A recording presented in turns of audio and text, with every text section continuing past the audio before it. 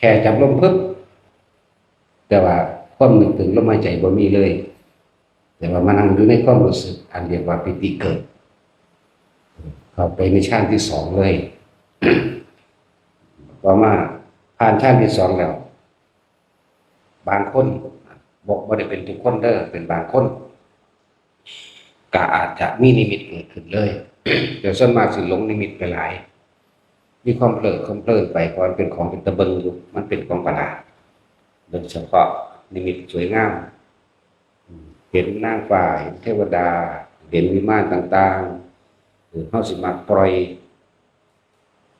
ยความรู้สึกปล่อยออกความรู้สึกตัดขาดจากความรู้สึกทางกายแล้วก็เพลินไปกับการไปหูไปเห็นบางที่ครับ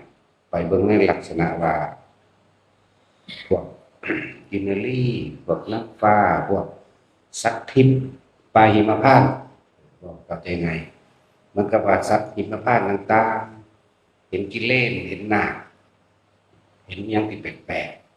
ๆตัวนี้นี่คือแบบหนึ่งนะก็เลยอยากให้ทุกคนว่าเวลามันกลับมาเองมันขึ้นมาเองก็อย่าไปนำมาเบมันก็เลยเทียบให้ฟังว่ามันบ่ต่างจากฝันหรอกเด้อสิ่งทั้งหลายเหล่านี้บ่ต่างจากฝันเหมือนกับเฮานอนหลับแล้วฝันไปแล้วเฮานำฝันมาเว้าเป็นจริงเป็นจังตัวนี้มันสิไปสร้างนิมิตใหม่ในใจของมือใหม่เด้เวลาเขาสงบใหม่มันสิสร้างเพิ่มเติมเข้าไปอีกเฮ็ดให้เฮาหลงไปเลยเรียกว่าสร้างนิมิตใหม่ก็เป็นสัญญาวิปลาสไปจำเอาของที่เห็นเมื่อคืนนี้หรือฝันเมื่อคืนนี้มาต่อไปไม่เป็นสัญญาวิปลาสบ่เป็นไปตามความจริงนะอย่าคือว่าเห็นให้คนเป็นบาย้อนเห็นให้คนเป็นบาย้อนถ้านั้นจะต้องฟังผู้คนเคยผ่านมาแล้วก็เลยแนะให้เป็นแนะให้นี่แหละคือแนะอยู่เดี๋ยวนี้แหละว่าจะนำเข้ามาคิดต่อเด้อเห็นแล้วก็เห็นไปเลยแล้วไปเลยพยายามอยู่กับปัจจุบันขณะให้เป็นมันจังสิบ่เกิดความเคยชินตะกี้เฮาก็เป็นก่อนสิเว้าเฮาก็เป็นทั้งเพลินไปกับสิ่งต่างๆเห็นที่รู้บางทีก็เป็นคือชีเรื่องของเป็นรูปของเป็นเรื่องของนั่นแหละยาวๆมาแล้วมีหัวออกเป็นหัวหงส์นะแบบเรื่องของที่เฮาเห็นน้ำมันโทรทัศน์ที่เฮาเห็นน้ำภาพวาดที่เฮาเห็นน้ำที่เป็นพระที่นั่งพระเจ้าแผ่นดินจังซี่นะที่เขาแข่งที่เขาเรือพระราชพิธีต่างๆนะเป็นแบบนั้นขึ้นไปผู้เดียวก็ไปนี่ผู้มาหาก็เป็นก็ละแล้วก็เพลินไปก็ร้อยบ่สูงร้อยแต่แค่ปลายไม้แต่ปลายไม้ต้นนี้สูงสิวึดขึ้นแล้วก็ลงไปอย่างเงี้ยตะกี้เฮาก็เพลินไปเห็นไปถ้าคิดจะให้จอดมันก็จอดเด้จากลงมองนี่มันก็จอดลงเด้ก็เบิ่งกิเลสนะเคยเห็นในภาพวาดบ่ล่ะนี่กิเลสมีหลายสีอยู่เด้สีเขียวขอบเกล็ดเป็นออกดำแดงจังซี่นะบางต้นก็เกล็ดสีดำขอบมันก็แดงเขียวจังซี่นะเพลินมันมวนมันเป็นคือฝูงสัตว์อะไรอันนึงนะเป็นคือฝูงสัตว์ฝูงซากแต่ส่วนมากบ่ค่อยเว้าก็รู้เห็นอยู่ผู้เดียวบ่ค่อยเว้าคนฟังบ่ค่อยเว้าแต่ว่าเพลินคือมันชินมันติดไปจังได๋ก็เป็นไปจังได๋ก็เป็นเป็นจนว่าบ่รู้จักว่าสิเอาอันใดขึ้นมาบอกก่อนว่าเพราะว่ามันหลายครั้งบ่แม่นว่าเฮาทำความสงบแบบนี้เป็นแค่ว่า100 ครั้ง 1,000 ครั้งนี่เป็นแสนเป็นล้านครั้งที่เฮาเป็นนะครับนั่นแหละจังว่าอย่านำมาเว้ากันฟังผู้ฟังผู้ที่1ผู้ที่2เอาไปคิดนึกนำเด้บัดนี้เลยเกิดกลายเป็นไปตามที่ต้องความคิดนึกเรียกว่าล่ะแต่จัก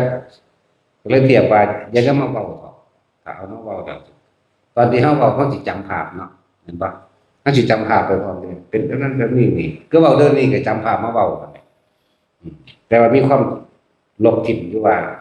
บ่เป็นจริงบ่เป็นของจริง บ่ต่างจากฝันเห็นจริงแต่เรื่องบ่จริงบ่อาจสามารถสินำมาให้ผู้ใดเบิ่งนำได้นี่ถ้าเฮาเว้าดูเข้าเขาก็สิว่ามันเป็นบาปนะอันนี้เว้าเพื่อแก้สำหรับคนที่เป็นแบบนี้โอ้มันเพลินอยู่หลายปีเด้บ่ธรรมดาเด้เป็น20ปี20กว่าปีนั่นแหละจนว่าที่ว่าหลวงปู่มันมาตีนั่นแหละแต่ว่าในฝันนั่นแหละแล้วเฮา แบบเอาหนักๆนะว่าบ่นอนเลยพุ่นล่ะแบบว่าบ่แนวนอนในหลังแต่อื่นแต่ว่านอนอยู่นอนทั้งแข้งนอนแบบนี้นี่นอนแบบนี้ตั้งจังซี่ตลอดตัวมันซ่าเบิดนั่นแหละก็รู้สึกอยู่แต่ในตัวบาดสิไปมันไปคือเก่าเพราะมันชินแล้วพินไปเบิ่งนั่นเบิ่งนี่เห็นก็ดาวดึงส์เป็นแบบนี้จุฬามณีเป็นแบบนี้ทุสะเจดีย์เป็นแบบนี้มีบริขารพระพุทธเจ้าเป็นแบบนี้ผมม้วยผมของพระพุทธเจ้าเป็นแบบนี้อยู่สันนั้นสันนี้บอกมาแต่ว่าในสิ่งที่เขาบอกมาเนี่ยมันบ่มีผู้ใดเห็นนำเลยบอกแต่ละคนไปว่ามันบ่เป็นของจริงเห็นจริงแต่มันไม่ใช่ความจริงหรอกเด้อจังว่าเป็นสัตว์ เพลินมาตลอดจนฝันว่าหลวงปู่มันมาตีนี่นะแล้วก็ตีนี่เปี้ยเขาโคกหูนี่ก็ตับปลายหูมันโคกเหยียบปลายหูไหลลงหอดแอวเปี้ยสะดุ้งลุกขึ้นทันทีเลยมานอนเป็นหมูตายอยู่นี่ขึ้นมาแล้วเปี้ยขึ้นก็สะดุ้งขึ้นลุกขึ้นมาก็มองไปได้แล้วก็บิดแอวเงาเลยล่ะถึงเอากระจกน้อยๆมันส่องกระดูกของแม้เป็นอีหลีเป็นห้อยแดงจึงคืนเป็นอาทิตย์คนเด้เพราะว่าท่านเข้าใจจากเมื่อเข้าใจว่ารู้สึกตัวนี่พอถ้าเข้าใจคำว่าเห็นยังรู้ยังกระสานสู่รู้สึกตัวบ่ได้เนี่ยเห็นไปพร้อมรู้สึกตัวไปพร้อมนี่คือความเข้าใจเอาเองเลยจะว่านี่จังมันหายไปอันห้อยแสงห้อยแสงตากกตาหูอีกเด้อตาปลายหูที่สุดแอวเลยตีเวียงลงมาทางนี้เลยครับเป็นคือพันตีอีหลีนะเป็นคือพันตีอีหลีนี่เลยก็ยังเพิ่นยืนฟาดเอาตียกมือเบิ่งขวาเด้เขานอนจังซี่เขาก็นอนขวาเอาหัวไปทางทิศเหนือตีลงทางทิศใต้หันหน้าไปทางทิศตะวันตกนอนขวาเนี่ยเทียเข้านี่ที่สุดแอวเลยเมื่อหาวิธีแก้บ่ได้จังว่าคำว่าจิตหนึ่งหรือคำว่ารู้สึกตัวต้องพร้อมต้องโผล่ขึ้นมาเป็นอดีตจะเข้าใจอ๋ออันนี้นี่เองมันหายหมายถึงห้อยแสงห้อยแดงๆมันฟกขึ้นเรื่อยๆพวกเจ้าเอ๋ยมันบ่แม่นในฝันได้บาดแต่ว่าฝันมันคือเป็นอีหลีเห็นไหมกลางเว้นมันก็เป็นแม้กลางเว้นก็แดงคืนกลางคืนก็เป็นยังก็เป็นจนเข้าใจว่าเฮาบ่รู้สึกตัวอีหยังเลยตัวนี่เฮาทรงจิตเฮาไปหาเที่ยวหาเล่นกันไปภายนอกบ่มีความรู้สึกตัวนี่คือเพิ่นว่าเพลินบ่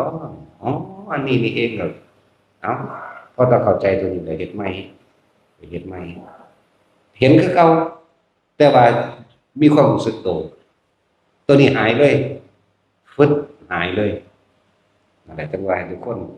รู้หยังก็สร้างเถอะแต่เฮารู้ออกไปในภายนอกแล้วแต่ว่าเฮาบ่รู้สึกตัวเองแต่เฮารู้สึกตัวเองมันยังพอมีความคิดหรือสติปัญญาในการพิจารณาถอดถอนในความเป็นอนิจจังเป็นอนัตตาเห็นจริงแต่เดินบ่จริงสิ่งทั้งหลายทั้งปวงบ่ควรเข้าไปยึดนี่เห็นตัวนี้ดีกว่าบัดเห็นโดยปัญญาเห็นตามความเป็นจริงสิ่งที่เฮาเห็นบัดมันระลึกสิ่งที่เฮาเห็นเฮาบ่อาจสามารถนำมายืนยันกับผู้ใดได้เลยบ่มีผู้ใดมาเห็นนำเฮาเห็นอยู่ผู้เดียวเฮาบอกอยู่ผู้เดียวอันนี้บ่สติวิปลาสนึกถึงสิ่งที่ผิดหรือว่าสัญญาวิปลาสหมายถึงนึกถึงแต่สิ่งเก่าๆแต่ว่าบ่อาจสามารถนำมาผู้ใดเบิ่งได้มันเห็นให้คนเป็นบ้าได้โอ้แม่นนั่นแหละต่อมาก็มาฮู้ว่าผู้นั้นสิตายผู้นี้สิตายเวลานี้เป็นผู้หญิงผู้นี้ตายเวลานี้เป็นกระเทยผู้นี้สิตายเวลานี้4คนเป็นจริงเบิดได้บัดนี้เกิดความอยากซอยเหลือเขาผู้ใดบอกว่าเจ้าจะไปเลี้ยงงัวเด้อ งนี้เจ้าไปวัดได้บ่ก็บอกเขามันเป็นหยังข้อยฝันว่าเจ้าสิตายจังซี่นะเสือกตายอีตามเวลาน่ะเป๊ะเบิดทุกทางบัดผู้ที่หนึ่งผู้ที่สองก็มันไปยิงหนูบัดนั้นยิงหนูกลับมาแล้วเนี่ยมันดังไฟขึ้นติดไฟขึ้นนั่นถอนขนหนูนั่นหน้ามันจะเหี่ยวแตกออกแบบนี้ซักยันไฟออกแตกพวกเลยเห็นแบบนั้นแต่จัดเลยเลยก็บอกว่าบ่ต้องไปยิงหนูเลยว่าไปจังหันหรือไปวัดหรือไปยังกระไดสินะมันก็บ่ฟังความบ่เนาะของบ่ได้สนใจแนวนี้นะอันนั้นยามมาเช้ามันกลับมาจากยิงหนูเป็นอีหลีมั้ยเป็นแบบเฮาว่าอีหลีเลยนะที่สองที่สามมันกระเทยจนที่สี่เท่านั้นแล้วบัดเขาก็พากันโฮมาไล่ขาเฮาดีเพราะว่าเฮาไปบอกเขาบ่ได้ว่าแนวอื่นเด้โอ้นี่บ่ที่เฮ็ดเป็นบาปก็เลยว่าสั่งมันเถอะเฮาบ่อาจสามารถไปแก้ไขผู้ใดได้สัตว์โลกเป็นไปตามกรรมเรียกว่านะว่ามันดีเด้การกระทำของใครของมันว่าเฮาบ่อาจสามารถสิไปแก้จิตใจของใครได้ดอกเพราะเขาบ่ได้สร้างสมสิ่งทั้งหลายเหล่านี้อยู่ซื่อๆสิไปกระซากขึ้นมาทั้งกินเหล้าเมายาตีไก่เล่นไก่รักสิ่งรักของ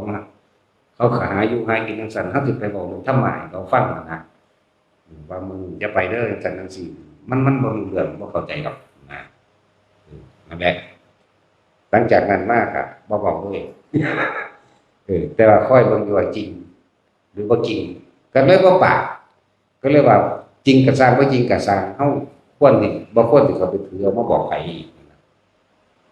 เลยบ่ได้สนใจว่าทุกสิ่งทุกอย่างมันบ่จริงเลยสรุปให้ว่าบ่ควรเข้าไปถือนั่นแหละบ่ควรเข้าไปยึดบ่ควรเข้าไปจริงจังกับมันอันใดที่บอกว่าทุกอย่างบ่มีจริงหรอกนะคือบ่ให้มาติดในใจคำว่าบ่มีจริง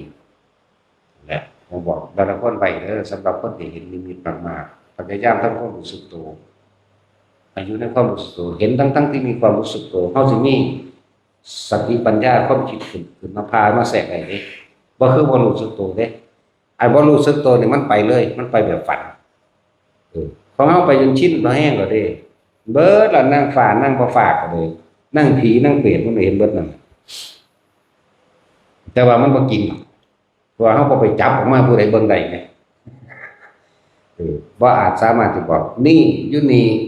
สุว่าจังซี่ดึงกันไปเบิ่งนี่บ่ได้มันก็คือคน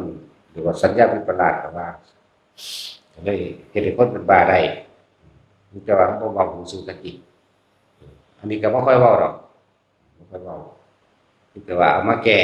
ว่าหลายคนเกิดปัญหาแนวนี้ก็มีสำหรับนักปฏิบัติจริงๆทั้งหลายสำหรับผู้เห็นเด้อบ่ต้องไปจริงไปจังอิหยังกับมันก็จึงว่าเฮาจึงพลิกออกมาว่าทำสมาธิต้องสมาธิต้องเกิดได้ทั้งหลับตาและลืมตาหลับตาก็เป็นสมาธิคือจิตตั้งมั่นได้อยู่ในฐานแห่งความรู้สึกในกายตัวเองหลับตาก็จะหนีออกจากฐานแห่งความรู้สึกในกายลืมตาก็จะออกจากฐานแห่งความรู้สึกในกายที่นี่ทั้งหลับตาและลืมตาสามารถรู้ได้เห็นได้เหมือนกันไม่แปลกบ่แปลกแล้วก็บ่แตกต่างกันเลยเห็นได้แต่ว่าลืมตานี่มันสิรู้สึกว่าชัดเจนกว่าเห็นโดยลืมตานี่ชัดเจนกว่าอีกกับมันสิของคลอกันแลเล็กๆน้อยๆนี่มันสิปัดความสงสัยออกไปเข้าใจว่าล่ะมันสิละความสงสัยออกไปถ้าเฮารับตาปุ๊บมันคล้ายๆกับคนมันนั่งซึมหน้าเฮามึนตาเบิ่งปั๊บนั่นหมายถึงว่าออกจากความตั้งมั่นออกจากสมาธิออกจากฐานที่ตั้งแห่งจิตเข้าใจบ่อะไรจังว่าทุกคนฟังดีๆฟังมันเข้าใจออกจากท่านจึงมาสร้างกรรมฐานอันนึงให้มาขึ้นนี่แหละนี่เป็นที่ตั้งไว้เป็นต้นนี้ ต่อไปก็ให้สังเกตความรู้สึกบางที่มันก็ขึ้นมาพี่เห็นกับมันอยู่นี่หมายถึงอยู่ในความรู้สึกจะหนีออกจากความรู้สึกในกายนี่บางที่มันก็ลงมาในกลางสมองเป็นเย็นอยู่ในกลางหัวกลางสมองนั่นแหละที่จะเห็นหัวกะโหลกของเฮามันบ่ได้เปิดไฟหรอกแต่ว่ามันเห็นไหมมันแจ้งไหมแบบว่ามันบ่แม่นไฟเปิดเด้แต่ว่ามันนั่งเห็นบางทีมันก็ลงมาหน้าอกจำไว้ว่าให้มีความรู้สึกในกายอย่าว่าเป็นผู้มีสติรู้กายอย่าว่ารู้กายก็คือรู้สึกนั่นแหละนั่นแหละ คือว่าวันนิมิตเล็กๆน้อยๆบางที่เขาหลับตาเห็นไปหลับตาไปแสงพรับมามืดตาพึบอันออกแล้วนั่นแหละมันจะเกิดความเคยชินในการมันเร็วในความคิดนี่มันอย่างว่านี่เห็นบ่ล่ะสงสัยปั๊บมืดตาปั๊บเดี๋ยวบริท่านมีคำถามสำมืดตาบนปุ๊บโกรธกับมันบูแสงแป๊บมาวูบเข้ามามืดตาหลับปุ๊บโกรธบางที่ก็ออกจากนี้บางที่ก็วูบเข้ามาบางที่ก็เกิดวาดเลยนะแสงสีใดก็แล้วแต่แล้วก็หลายๆอย่างที่มันเกิดขึ้นภาพนี้กับอาการปิติที่มันเกิดแทรกซ้อนเข้ามาปิติซ้อนกันอย่างเฮาจำสิว่าบอกจากความตั้งมั่นของเฮาเพื่อให้จิตมันตั้งมั่นบ่หวั่นไหวนั่นแหละถ้าผู้ใดมีความรู้สึกเอายกตัวอย่างตรงนี้เด้อผู้ที่อยู่หัวกะสร้างเด้อผู้อยู่กลางกะผากกะสร้างผู้อยู่กลางอกกะจักนะบางทีคนลุกแทรกขึ้นมาอย่าไปพิจารณาอาการคนลุกอย่าไปคิดหาสาเหตุของมันจะว่านี่แล้วเพิ่นว่าสมคิดออกมาก็ว่าเอิ้นว่าแทรกอย่าไปแทรกอย่าเอาความคิดไปแทรกนั่นแหละเรียกว่าให้จับอยู่จุดเดียวโลดจับอยู่จุดเดียวโลดความรู้สึกเข้านะอย่าดีจากฐานนี้แหละที่รู้เองหลักฐานนี่คนลุกมากก็รู้ว่าคนลุกอย่างว่าล่ะแม่นบ่บอกว่ามันก็รู้หรอเพราะว่ามันรู้อยู่ในกายเฮามันบ่ล่ะซั่นแหละแต่ว่าอย่าไปคิดกับมันแล้วเป็นนั่นคือให้มื่นตาถ้ารับตามันสิคิดแนวใหม่เด้ผีบ่ได้บาดเขามาเอาบุญนำผู้บ่ได้นึกออกไปในการอุทิศบุญเดินน้อยก็สิตั้งใจอุทิศบุญอุทิศโลดในขณะสมมุติว่าผู้สิอุทิศจังซี่ ถ้ามีอาการปิติรวมอยู่นี่คิดเลยคิดอุทิศบุญออกไปเลยขอผลทานบุญกุศลกรรมดีที่ข้าพเจ้าก็ทำมาแล้วงวดนี้จนถึงแด่ไปก็แด่ไปอาจจะว่าละให้ไปนั่นแหละว่าถ้าอุณาร่มกันแล้วอุทิศบุญได้เลยอุทิศบุญได้โลดคำอุทิศเป็นคำวิตกคำสืบต่อเนื่องสิอุทิศบุญให้ผู้ใดก็แล้วแต่เป็นคำบอกเป็นเรียกคำว่าวิจารณ์ปิตินี่เป็นตัวกลางทรงถึงส่วนเขาจะได้รับหรือไม่รับนั่นเป็นเรื่องนึงนั่นเป็นเรื่องของเขาถึงบอกให้ว่าไอ้ทุกคนเนี่ยมุ่นตาเห็ดแต่คนลูกมากสิมันก็สิบ่ได้สงสัยว่ามีผู้ไก่มาลูกแขนลูกขาหรือเห็ดให้เขาคนลูกมันบ้าอย่างอันนึงคือแก่ความกังวลอันนึงบางทีมันเป็นคือคนนั่งซึมทั้งหน้าทั้งหลังทั้งขาแล้วแต่บาดิตามันเห็นอยู่นี่มันก็เลยบ่ได้สงสัยเลยจับจุดนี้ไว้ตลอดจับจุดกลางหน้าผากไปเรื่อยไปเรื่อยบางที่เอาแบบนี้ปิติอันนี้บางอย่างบางที่ปิติแทรกโดยการโยกทั้งสิ้นโยกซ้ายขวาเนาะการใส่ความรู้สึกหยุดความรู้สึกแต่หยุดตัวนี้แล้วมันก็จะไปข้างหน้าการใส่ความรู้สึกหยุดมันเดินแต่ว่าอย่าออกจากความรู้สึกเดิมปัจจุบันนี่อย่าออกจากฐานมันเด้ฐานเขาเอาไว้หลักการหน้าผากเขานี่แหละตอนนี้ก็หมุนได้วันหนึ่งมันเป็นหมุนซ่าๆนิ่งๆแหละอย่าออกจากฐานเขาสิรู้หรอกปิติคนลุกนี่ก็ไม่เที่ยงเข้าใจว่าบ่ได้แซ่ยุงสั่นปิติแห่งการโยกก็บ่เที่ยงบ่แซ่ยุงสั่นนี่เห็นว่ามันเกิดจริงนี่แต่มันก็มาเกิดจริงนี่แต่ใจของเฮาให้นิ่งไว้นิ่งอยู่ในความรู้สึกอันเดียวอย่าเป็นนั้นคือจังไงอยู่ในฐานที่ตั้งแห่งจิตอยู่ในฐานที่ตั้งแห่งความรู้สึกจุดเดียวเท่านั้นแสงมากก็สร้างเฮาเห็นตาเนื้อเฮาเป็นตาอัศจรรย์ยิ่งกว่าเฮารับตานะว่าล่ะยิ่งกว่าเฮารับตาคนลุกขนาดเฮามื่นตาอยู่นี่ลืมตาอยู่นี่ร่างกายบางทีมันก็เกิดความรู้สึกยืดขึ้นเด้ยืดขึ้นหรือคือลอยขึ้นลักคือลอยขึ้นโดยบ่มีอาการอื่นแต่ว่ามีความรู้สึกว่าลอยขึ้นประเภทรับตามันสิมื่นตาเบิ่งเด้แต่ว่าประเภทมื่นตาอยู่แล้วก็มันเห็นอยู่แล้วมันเลยบ่ตกใจมันก็เลยบ่สงสัยแต่ว่าในรู้ในความรู้สึกว่ามันลอยซื่อเนี่ยจังว่าเฮาเน้นมื่นตาทำสมาธิแบบลืมตาประเภทแสงประเภทนั้นแต่ถ้าคนรับตามันตกใจก่อนมื่นตาเบิ่งปึ๊บว่าเคยเป็นอยู่3เทื่อเฮาจังจับจุดมันได้เอามือ มันเป็นรอยมันเป็นคอยรอยของในความรู้สึกว่ามันขึ้นประมาณคืนแล้วตกใจเอามือคมมันคมแป้งคือเก่านี่นะคมพื้นคือเก่านี่เอ้าบ่ได้รอยตัวนี้นะแล้วก็บ่ได้สนใจนำไม่คิดไปเฮ็ดอีกแต่ว่ามันติดกันเด้บ่แม่นติดกัน2 มื้อ3 มื้อหรืออาทิตย์หนึ่ง2 อาทิตย์จังเป็นต่อนะแนวมือมันต้องเป็นอีกจนจับจุดได้เลยมือตาเห็นเลยบาดเข้าใจแล้วนะตกใจเลยร้อยจริงๆเลยว่าธรรมดาเด้ตกใจบึกลงเลยเด้นั่นแหละมันออกจากความตั้งมั่นรอดไปเรื่อยแล้วมันก็ค่อยใส่ความรู้สึกลงใส่ความรู้สึกขึ้นได้ลงไปสั่นอย่างว่าเป็นอย่างขึ้นเน้นมื่นตาเดินก็เป็นสมาธิได้ครับยืนก็เป็นสมาธิได้ทำการทำงานก็เป็นสมาธิได้ยืนเดินนั่งนอนเป็นสมาธิได้ทั้งนั้นเป็นในจิตตั้งมั่นฉะนั้นให้ทุกคนจับหลักไงมันไว้อย่าออกจากฐานที่ตั้งแห่งจิตฐานที่ตั้งแห่งความรู้สึกในกาย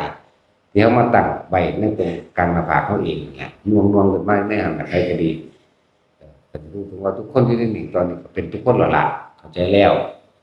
แต่ว่าอาจจะอยู่ในขั้นต้นขั้นสองบางคนขั้นสองแล้ววันนี้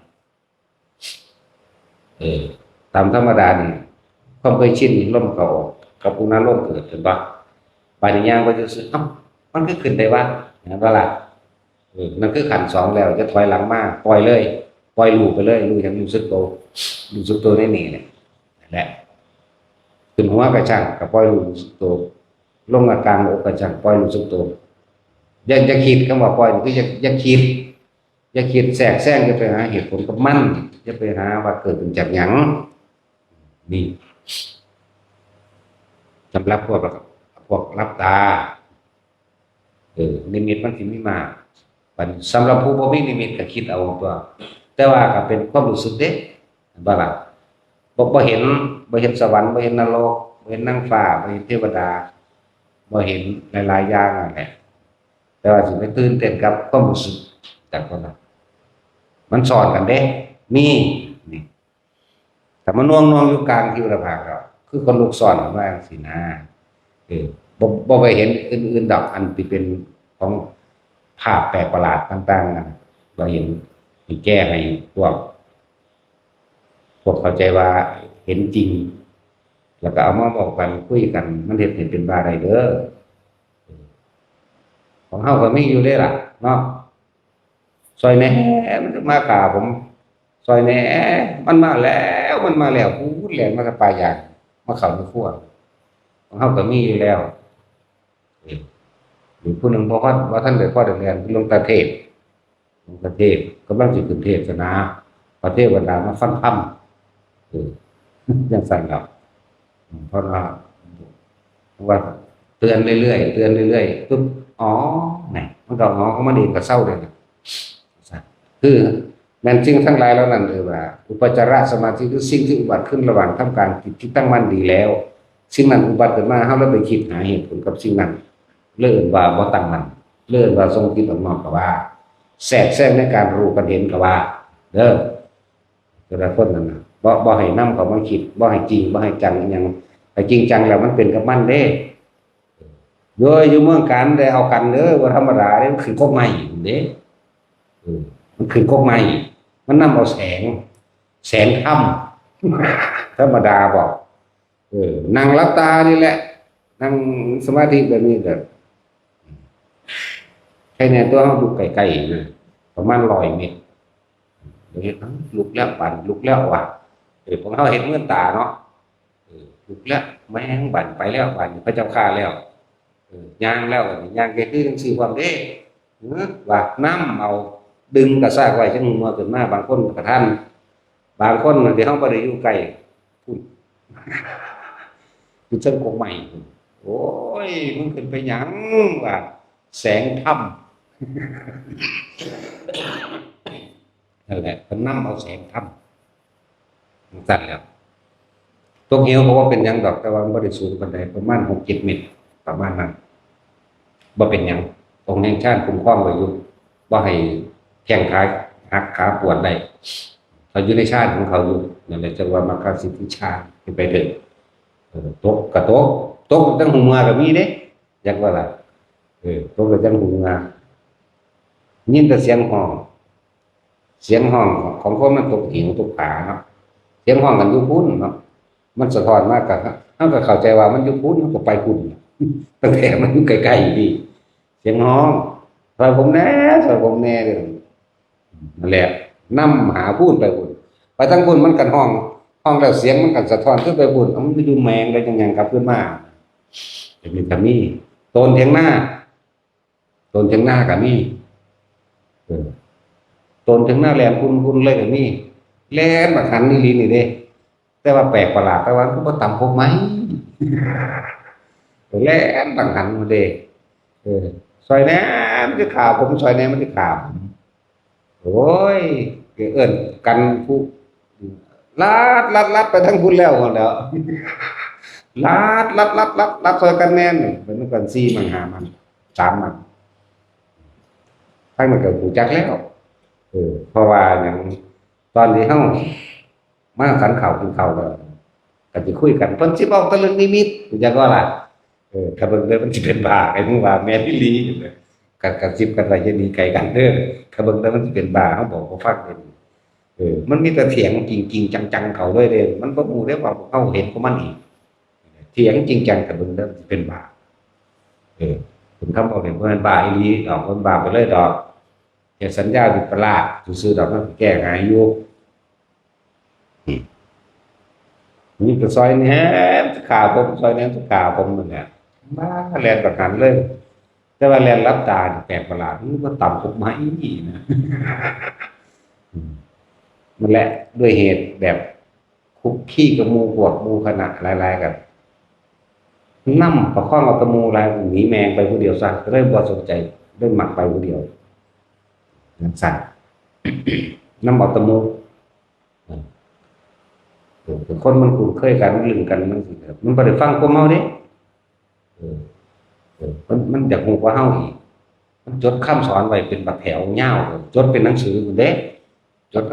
ต่างๆไว้เป็นสมุดเป็นบักใหญ่บันทึกพุทธเจ้าสอยแดงทำวางสีหลวงตาแสดงวางสีหลวงปู่มั่นแสดงสีเบ้ยมีเบิดแล้วก็เอามาอ่านให้เฮาฟังบัดแต่ละมื้อเดี๋ยวเบิ่งกันคือดีเนาะดีตัวสั่นแล้วทุกท่านก็เชื่อผมว่าเด้ก็เชื่ออยู่มันดอกมันนั่นก็แม่นแนวมาเว้าว่าสิเป็นบ้านั่นคนบ่เคยเห็นสิจักหยังว่าเด้กูก็เป็นมาก่อนเป็นมาก่อนมึงพูดล่ะแต่ว่าบ่เป็นปานนี้เว้าหยังก็ฟังอยู่แบบพวกนิมิตหลายเด้อพระเจ้าเรียนแบบมือตานั่นแหละแบบมือตาเอามันจะมาสงสัยมันจะมาตื่นกับจะนั่งนิมิตมาเอาหลายมันชินแต่มันสร้างนิมิตต่อเนี่ยจิตได้จิตสร้างต่อไปอีกอย่างนึงหลายอย่างบางที่มันก็เป็นจริงแต่จะเข้าใจว่าจะของรู้ว่าละหรือว่ารู้อนาคตเด้ปล่อยถึงโดดจะไม่สนใจดูก็รู้เขาก็แก้บ่ได้ดอกแก้บ่ได้ต้องปล่อยเขาไปเป็นเอาเองของเขาแต่เขาบอกว่ามึงอย่าไปเรื่องนี้รถสิส้นมันก็ไปคือเก่ามันบ่ทันส้นแม่นบ่ล่ะแต่ส้นแล้วมันจะรู้ให้กูบ่ไปซะแน่มึงก็สิไปแก้อีหยังแม่นบ่ล่ะก็มันรู้เมื่อสายไปแล้วแหมกูให้กูบ่ไปซะเนี่ยมันสั่นหลายอย่างก็เลยต้องปล่อยไปฉะนั้นผมเฮาฝึกสิ่งทั้งหลายเหล่านี้ก็สิรักษาตัวเฮาเองเนาะที่เฮาฝึกมาทั้งหลายมันแม่นรักษาแต่ศาสตร์นี่เด้ถ้าเฮาบ่ทันได้ถึงนิพพานศาสตร์ต่อไปอาจจะหลงโตเตเป็นมั่งเป็นบางเบื้องต้นเนาะแต่ว่ามาเข้ามาสู่ทางธรรมปั๊บของตัวนี้ตัวเก่าฝึกได้ง่ายขึ้นนะก็สิเปรียบเทียบแล้วนั้นกับพระอานนท์บ่ได้มีฤทธิ์มีเดชหยังเด้ตอนเพิ่นบ่ทันได้บรรลุหยังนั่นว่าล่ะเวลาสิไปหันมานี่ว่าไปโดยอากาศพระพุทธเจ้าได้เอาไปจังไปกับโดยอากาศให้เห็นบ่ล่ะพระพุทธเจ้าไปนำพระพุทธเจ้าเด้ เหาะไปลอยไปก็ดีว่ามันเหาะเลยระวังตัวเองนั่นก็สั่งคนจังยังเวลาพระเจ้าใส่ให้ไปบอกให้ไปตามคนนั้นมาให้แน่หรือให้ไปบอกพระเจ้าปัจเจนแน่ไปบอกพระเจ้าพิมพิสารแน่ไปบอกคนนั้นผู้นี้แน่เพิ่นย่างเอาเด้ย่างเอาเด้อแต่ว่าบาดเพิ่นบรรลุแล้วคือลองคนหายโตไปโพเป็นระหว่างทำการคณะสงฆ์500รูปในบ้านเพิ่นไปฝึกกันใดแต่คือมันมีอยู่แล้วนะอีกอย่างหนึ่งอยากว่าเป็นของแถมเป็นของเล่นซะบ่ต้องไปจริงไปจังกับมันเป็นของแถมก็ได้เป็นของเล่นก็ได้บางคนบางองค์เพิ่นมีแนวนี้ก็อยู่กับสิ่งนี้ก็อยู่แต่ว่าก็มีอยู่ไปแต่ที่ว่าเราก็คือพระโมคคัลลาพระโมคคัลลาก็ไปทางกายนี่บ่แม่นไปโดยจิตปานใดหรอกบ่แม่นถอดคือเขาว่าถอดจิตหรือบ่แม่นถอดดอกไปโดยกายเลยของเพิ่นเก่งอยู่แล้วแต่คือเพิ่นฝึกฝนมานานพระโมคคัลลาภาษาส่วนมากบวชเป็นฤาษีหลายบวชเป็นฤาษีมานานเหมือนกันอันบ่ล่ะสั่นแล้วพระโมคคัลลาเพิ่นมักเตะมักไสยศาสตร์มันต์ดำถวายมักทดลองนั่นทดลองนี่ในสมัยพระพุทธเจ้านั้นเพิ่นก็เป็นเกิดเป็นผู้สีม่านเล็กผู้สีม่านพระเจ้าองค์นั้นรุ่นสู่แล้วไปเข้าในช่องหูของพระสาวกพระสุนทรีสาวกของพระพุทธเจ้าองค์นั้นนั่นแหละพระพุทธเจ้าก็เตือนแล้วว่าอย่าทำอย่างนั้นมารท่านจะทำอย่างนั้นแค่คนหันหน้านี้เท่านั้นต้องนรกเลยไม่อยู่ในนรกเป็นพันปีนรกนั่นแหละมักทดสอบทดลองว่าเจ้าของมีฤทธิ์มีเดชถึงสัตว์ก็กรรมก็นำถึงเพิ่นคือเก่าได้บัดนี้อย่างว่านี่ชาตินี้เพิ่นก็มีม่านเข้าไปในท้องในหูดังเพิ่นคือกันเด้ก็หลานเพิ่นเองเพิ่นไปสอนนั่นแหละอย่างว่านี่เพิ่นก็บอกว่าอย่าเฮ็ดจังซั่นเธอนี่เป็นหลานของเราเสมอสมัยในสมัยการศาสตร์หนึ่งสำหรับพุทธเจ้าองค์นั้นนะเพิ่นเป็นผู้สอนเองแน่แต่จังซั่นแล้วนั่นแล้วมันก็เกี่ยวกับมาได้รับผลของกรรมต่อของเองคือเก่าขนาดบอกเลยม่านเพิ่นนั้นนั่นแหละเป็นหลานเพิ่นสอนพวกฤทธิ์พวกเดชสั่นเลยจะไปหลงเป็นบากับมันเถาะภาษาสั้นๆ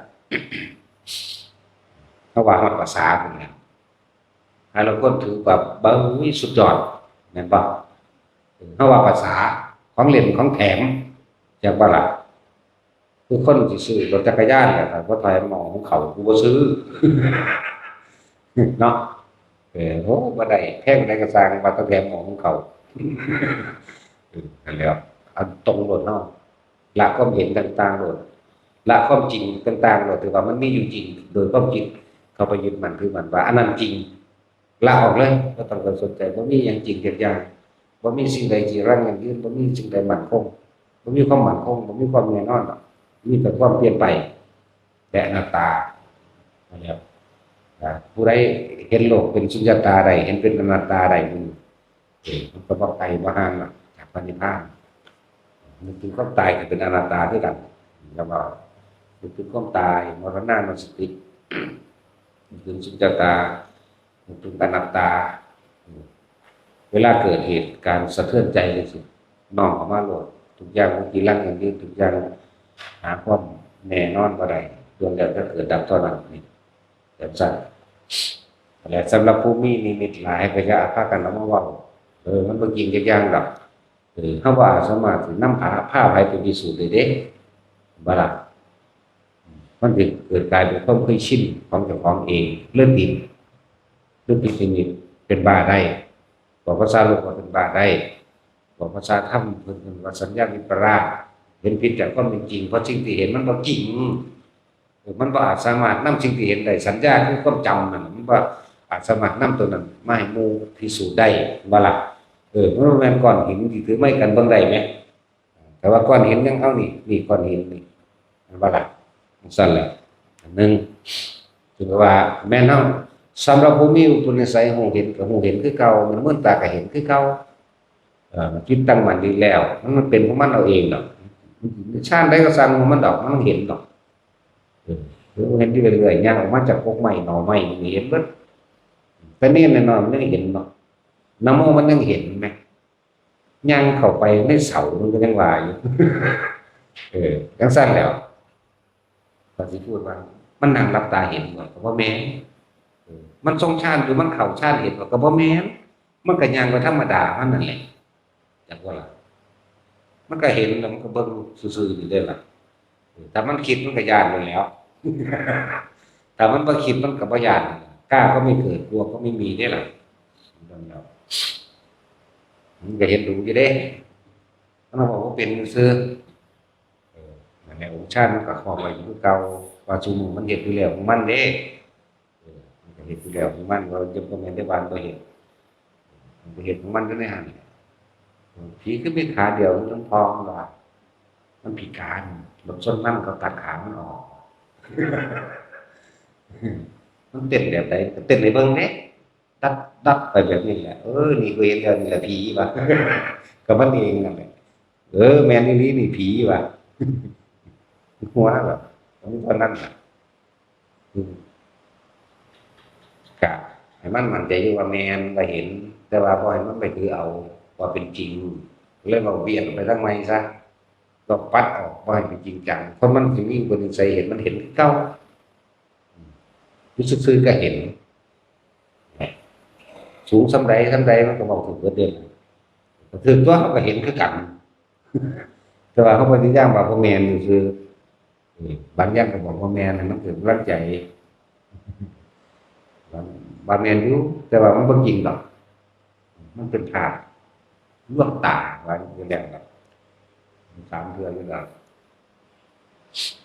แต่พี่เมซี่นี่พี่เมซี่อย่างเขากำแพงนี่แต่นี้มองถึงมันไปนะเคยเห็นแล้วตอนเขาสิเห็นอย่างเขาทำบัตรอยู่ดีๆตัวเขาเห็นตัวผู้เดียว2 ตัวทำบัตรอยู่ดีๆมันเป็นศาลาห้างอรหังสัมมาสัมพุทโธภควาอยู่ผู้เดียวอยู่เลยเขาเรียกกับปูสาสารมนต์ยาวๆไหม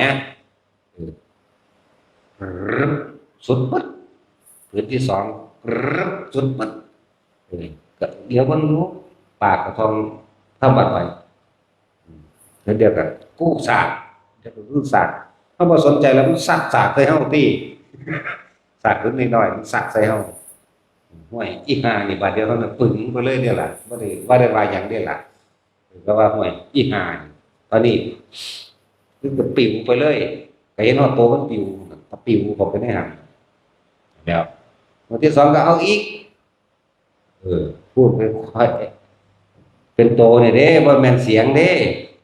เสียงก็แม่นแต่ว่าเป็นโตนี่เด้นั่งอยู่ธรรมดานี่บ่ทันได้ทำวัดนั่งอยู่ธรรมดาเขาจะการกระโถนเนาะมันมีกระโถนนำเด้พวกกระโถนพวกถ้วยชามจังซี่แหมมันก็เรียกอยู่ของมันเองนั่นแหละอยู่ในแต่แกงที่เขาเจ้าเฮ็ดที่ตั้งไว้กระโถนหยุดตบโป่งลง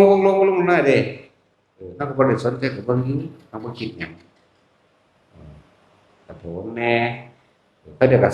ศาสตร์เวิ้นมาหาเพื่อเป็นศาสตร์คือน้อยบ่เป็นศาสตร์ใหญ่วาดก็ควรนะวาดจะคือเนี่ยเวิ้นมากก็เวิ้นลงหั่นแหละเขาเรียกเอาสารมาปูพื้นแล้วก็ลากสาบแล่นไปแล่นหน้าน้ำพื้นศาลาบ่ใหญ่ปานนี้ดอกศาลาน้อยๆความจะหานิดเนี่ยจะ10นี่แหละ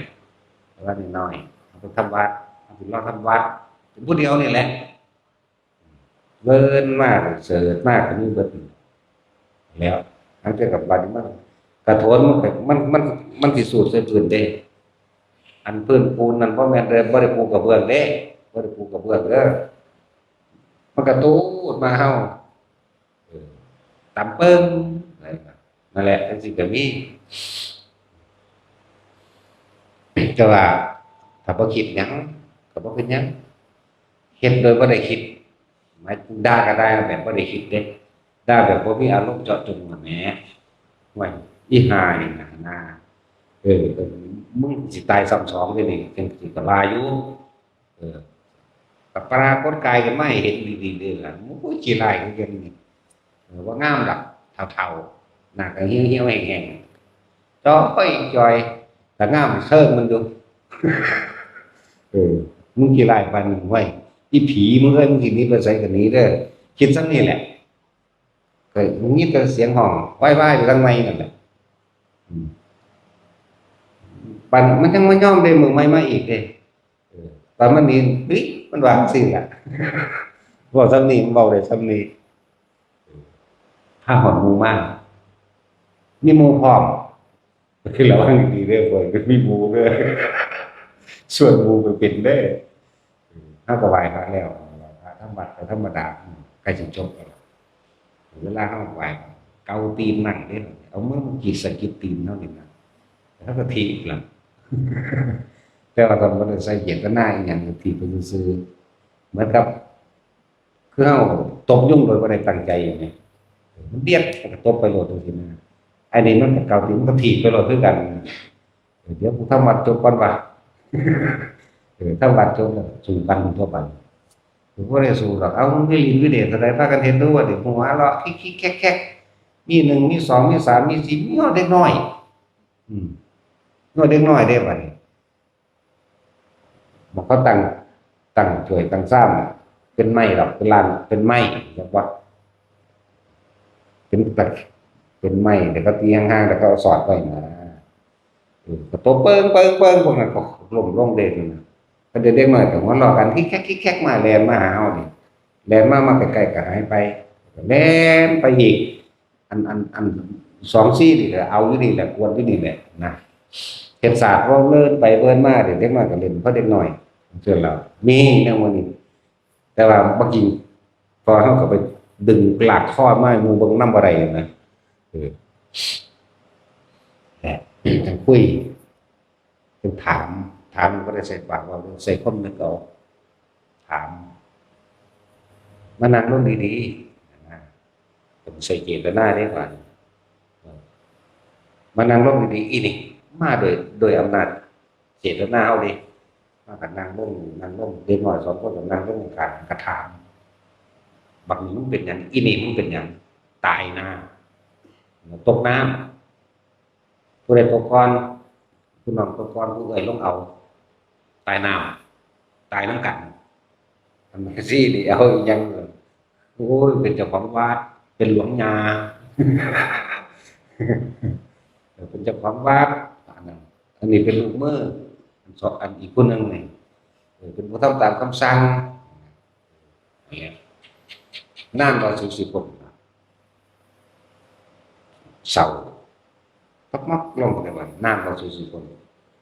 บ่บอกมือไหนเลยแล้วว่าสุกตั้งใจภาวนาเป็นหยังก็ว่าไปนะก็บอกนั่นแหละตั้งใจภาวนาเด้อก็สิว่าไปมันอาจสิเฮ็ดให้สู้นั้นพ้นเร็วกว่าเก่าแต่ที่มีครูบาอาจารย์สอนบ่มีแต่มีแต่จากใดของอยู่ของกินบ่ได้ทำตาม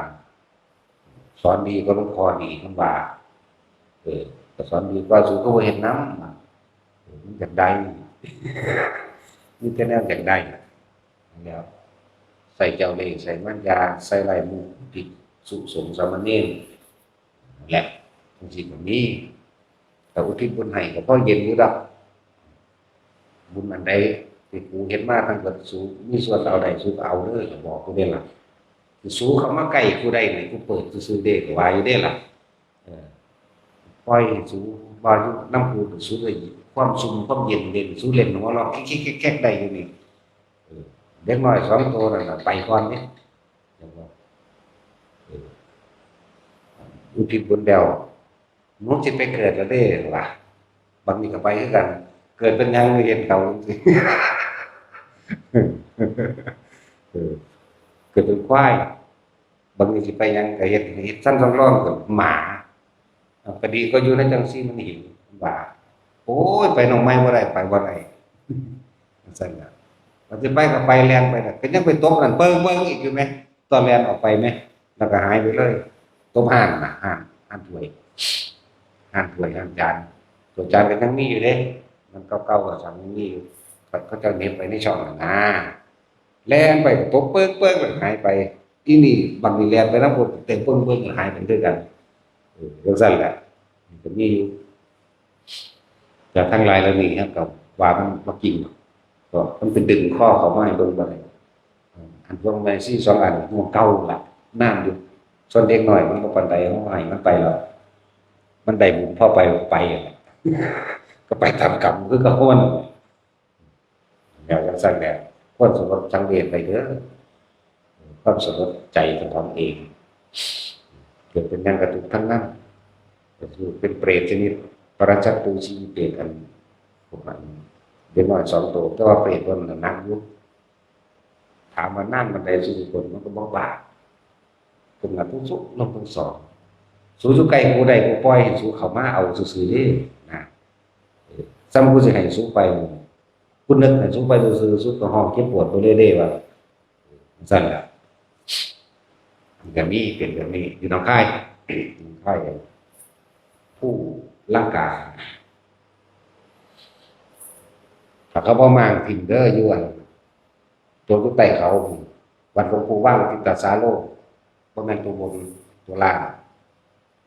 ตัวทางล่างแต่เฮาขี่รถมาทางนี้เฮาสิเห็นน้ำตกกินนารีแล้วมีทางเดียวเข้าไปดอกมีศาลาเก่าๆอยู่พระพุทธรูปหรือว่ารูปปั้นเพิ่นมันก็ห่างเบิดแล้วล่ะทั้งเทเบิดแล้วล่ะอันศาลาสันหลังนั้นมันก็บ่มางเด้ก็เห็นอยู่แหละขี่รถมาเฮาเลี้ยวเห็นดอกไกลๆในภูเขาตั้งขโมยอยู่มันสิมีนั่นทางขึ้นมันก็พังเบิดแล้วทางขึ้นตอนเฮาขึ้นเฮาก็ปีนขึ้นนำมันนั่นแหละทางเก่ามันนั่นแหละจักว่าปีนขึ้นทางเก่าเขาเจ้าน่ะมันพังเบิดแล้วทางพ่อได้เหยียบได้จับเครื่องไม้ได้ยังค่อยๆขึ้นไปอยู่แต่ขึ้นไปกันบนพูนนั่นแหละบ่ได้ไปขึ้นทางพุ่นผมน้ำมอกไปมันไปขึ้นทางพุ่นพอเฮาขึ้นทางนี้เฮาปีนขึ้นไปเอาปีนขึ้นอันนั้นอีกอย่างนึงก่อนฟังก็หลายๆอย่างคนที่ภาวนามันนั่นมีดอกสิ่งทั้งหลายเหล่านี้ก็มาแปลกปลอมก็สร้างมันคือให้มันเป็นความที่ผ่านไปแล้วแล้วก็เป็นของบ่จริงเพราะว่าเฮาว่าสามารถนำผี4ตนมาผู้ใดคนใดและเรียกว่าบ่จริงดอกมันบ่ตั้งจากฝันมันบ่แซ่อยู่จังซั่นออกตอนนี้เฮาก็คือนั่งอยู่จังซี่แต่ว่าเว้าถึงจังซี่ก็ปึ๊บมาแล้วเด้มาฟังนำห้องแทรกซ้อนนำแม่ซี่เด้สิส่วนไปเป็นหมู่ก็เอาไปลูกคนไหนบ่อยู่ในองค์ภาวนาคนไหนบ่อยู่ในชาติเอาไปนำโลดไปหาฝากกระโถนใส่บ่นั่นบ่นี่คนเลยอยู่นี่บ่มีกระโถนดอกบ่เอาน้ำขวดเดียวใส่ปากไปปากมันโลดบ่ได้ยากเฮาอาหยังเนาะมีหยังก็ยัดลงในบาตรนั่นล่ะทั้งของกินทั้งของกินยัดลงในหั่นจังเอาไปล้างเอาซั่นมีอยู่แนวนี้แต่ว่าจะไปกินไปจังกับมันเป็นบาปคือว่าผู้นี้ก็บ่เป็นจังซั่นล่ะอดีตบ่พวกเก่าฟังซื่อๆดอกว่าก็มีในการรู้การเห็นว่าเมื่อนตาเบิ่งเป็นตาอัศจรรย์กว่าน่าเชื่อถือกว่าเฮาก็ยังบ่เชื่อว่ามันจริงสิ่งนั้นเกิดสิ่งนั้นดับแล้วไปภาษาหยังก็เป็นรับตาเห็นเนาะรับตาเห็นบ่เอาแล้วตะกี้เฮาก็เป็นอยู่เรื่องรับตาเห็นโอ้ยเป็นหลายกว่าเมื่อใดเห็นซ้ำนั่นแหละจึงว่าฝันว่าหลวงปู่มันมาตีจังเข้าใจคำว่ารู้สึกตัวเห็นทั้งที่รู้สึกตัวเห็นทั้งที่มีสติรู้สึกตัวเนี่ยมันก็เลยมีสติยิ่งกว่ากันอันนั้นมันเห็นมันเพลินไปเลยเด้ประเภทว่าฝันไปเลยเนี่ยโอ้ยหังบังคับบ่ได้เห็นบ่เบาตื่นขึ้นมาแล้วจังเบาบ่ต่างกันกับพวกนิมิตที่เกิดขึ้นไปเลยแต่ว่าบ่มีสติในนิมิตเข้าใจบ่ล่ะนั่นแหละเพราะมันมีสติว่าในนิมิตเด้กำหนดไปหันไปนี่ก็ได้ปานนั้นเพิ่นยังว่าบ่เอาบ่แม่นอยู่จักไปเมืองนี้เด้นี่เอาในตอนนั้นว่าจักไปเมืองนี้มันก็ไปโลดแหมไปตามคิดเลยเด้เวิบไปโลดเด้บ่ได้ไปซ่าๆเด้อปึ๊บขึ้นบังหันปั๊บขึ้นบังหันไปโลดนะบ่ได้ปล่อยลอยไปเด้ไปแบบจะไปแบบลอยก็ได้จะไปแบบได้ก็ได้ขนาดมีสติในตัวนั้นพร้อมเด้อันตัวเฮากำหนดสิไปหันไปนี่ได้แต่บ่ล่ะเนี่ยแต่ว่ามันขาดความรู้สึกตัวคืออะไรเรียกว่ามันเพลินไปแล้วยิ่งประเภทว่านั่งแบบปึ๊บไปเลยแล้วจังนำมาเว้า แล้วก็บังคับบ่ได้บังคับตัวเองบ่ได้บ่มีสติในตัวเองบ่ได้บ่ต้องมาพูดถึงฝันคักๆแต่ว่าล่ะดีบ่ดีเหมือนกับว่าอีเด้ยังนึกอยู่นั่นเห็นบ่สงสัยอยู่นั่นมันกับว่านี่นะบ่ได้เหมือนกับว่านี่มันกำหนดได้เลยเด้ขนาดในกำหนดได้เลยนี่เพิ่นยังบ่ให้เฮาเอามันก็ตั้งตาเฮาเห็นกันนี่เด้ก็ยังบ่ให้เอาเด้ขนาดนั้นเด้อไปก็ดีเห็นจริงก็เรื่องไม่จริงก็เฮาเห็นกันเดี๋ยวนี้เลยจักหน่อยเฮาก็หนีจากกันดอกมันว่าล่ะสั่นแหละก็บ่ให้ถือเอาอย่างยากๆความหมายคือบ่ให้ถืออย่างยากๆแต่ว่าในปัจจุบันนี้เป็นประโยชน์กับหลายสร้างประโยชน์แบบนั้นสร้างประโยชน์ตามความเหมาะสมกับผู้คนจัดไปแบบนี้จังว่าเฮาเน้นสร้างประโยชน์ซะประโยชน์ผู้อื่นบ่มันประโยชน์เจ้าของเฮ็ดไปเรื่อยๆเถอะสั่งสมไปเรื่อยๆเถอะสั่งสมแบบบ่เอาเฮ็ดแบบบ่เอาปล่อยว่างคือบ่มีความหวังว่าจะได้หยังจะเป็นหยังบ่นำออกมาคิดว่าช่วยเหลือบุคคลผู้นี้จะได้การรับการช่วยเหลือต่อบ่มีอยากว่าสัตว์นี่คือเตือนผมนิมิตกินก็เหมือนกันกับว่าต้องไปกี่กระจังกับมันเม้นมากผีเบ็ดแล้วเนาะว่าเด้เนาะ